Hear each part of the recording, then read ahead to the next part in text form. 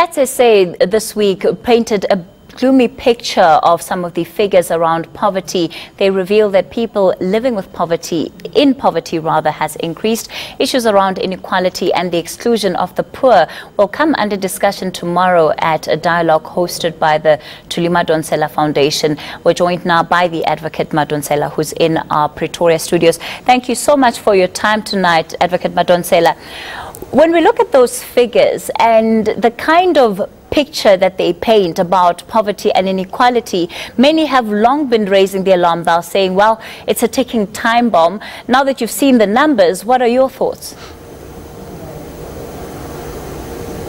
Well, good evening, Kathy. Thank you for this opportunity. My thoughts are that it's good that we have those figures. It's said that we have more than half of our population living in poverty and over 13 million of them living in extreme poverty. And you're right that it is a time bomb.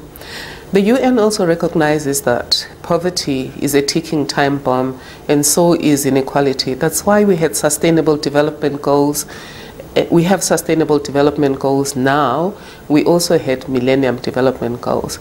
The difficulty with South Africa is that we don't have an anti-poverty strategy. When I was public protector, I pointed this out in 2013 during the Millennium Development Goals, that you need an anti-poverty strategy if you're going to end poverty. And what would that anti-poverty strategy look like in terms of speaking to policy, and how different would it be perhaps to what is contained in the policy about poverty alleviation that's contained in the National Development Plan?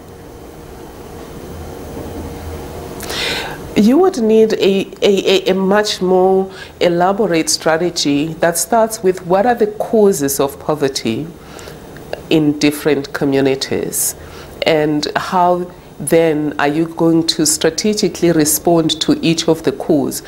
For example, we may assume that every person who is poor, it's because they are unemployed. That may well be for some people, but for some people it might not be unemployment. It may well be that there isn't adequate support for business development opportunities, and therefore you would then target that. Some, it may be a health issue, that lack of adequate health support has plunged people into poverty, for example, HIV.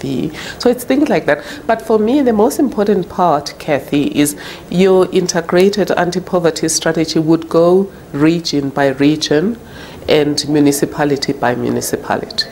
How much of the responsibility then is also on government to, implement the right kind of policies? And at what point do the majority of South Africans, or do half of the South Africans who are not living in that poverty bracket, then also have to come on board? I think we all have to come on board immediately. It's not government's responsibility alone. Government has to lead, but sometimes people who are supposed to lead do not always have the best insights on what should be done. And that's why then resources that are in civil society should be tapped. For example, you spoke about the Tumor Foundation. On August 9, we started this conversation, and you and your colleagues and many other great South Africans were part of that conversation of how do women become part of the healing the divisions of the past, but more importantly, promoting social justice. And tomorrow we're continuing that conversation around socio-economic exclusion, dealing with socio-economic exclusion and advancing socio-economic inclusion. And we must underline that, Kathy, we're not talking economic inclusion, we're talking socio-economic inclusion, because if you deal with the economy without dealing with the social, you're not going to achieve inclusion. And how important is it that part of this agitation around what's happening in government, what's happening in the country as a whole, is then taken to the masses, is taken to everybody in South Africa, beyond just perhaps the activism, but also what role can we all play in our significant corners? It's extremely important Poverty is a sad thing. And my article coming in the Sunday Times, in the Sunday, oh my good Lord, in the City Press this weekend, is talking about the real face of poverty, because sometimes statistics don't tell the story. You remember on August 9, when we saw the real poor people, some of them, like Balisa Musa. It becomes important for everyone to be involved, because we all know somebody who is poor, whilst we're asking government to come up with an integrated anti-poverty plan, and that civil society and business should be part of that. Each one of us can eliminate poverty among the people we know, and we can do that on a day-to-day basis, and some people are already doing that. And you're calling on people more broadly to be part of the conversations that you're having. Tell us about what's happening tomorrow very briefly. Tomorrow we're continuing the August 9 conversation, women leading the dialogue around socio-economic inclusion. There will be further discussion around areas of socio-economic exclusion at the moment, and how do we promote inclusion, and what different roles can we play.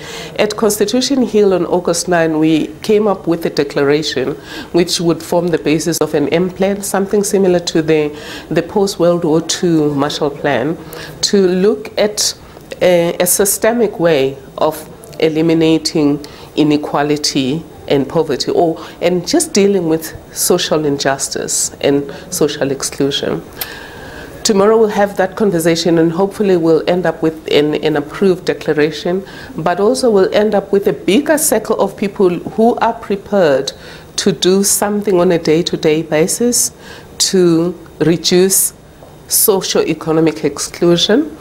But also, we also hope people will connect the dots, because some people are doing things, but we are not making a huge impact because we're not combining our activities. All right, thanks for that. That was Advocate Thuli Madonsela, as you heard there. And of course, you can follow them on Twitter to attend any of the events that they're holding. These are conversations that are open to all South Africans.